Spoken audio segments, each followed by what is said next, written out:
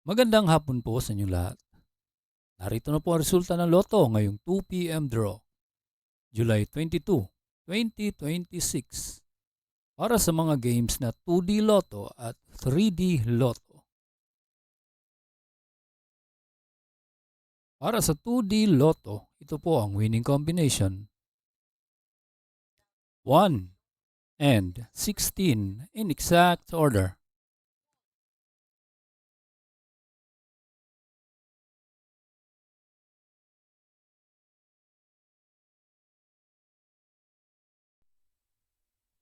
Kung bago ka pa lang sa aking channel, pwede kang mag-like, share, at subscribe para updated kayo sa mga PCSO lottery results araw-araw.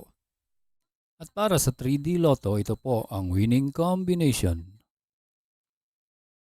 1, 8, and 6 in exact order.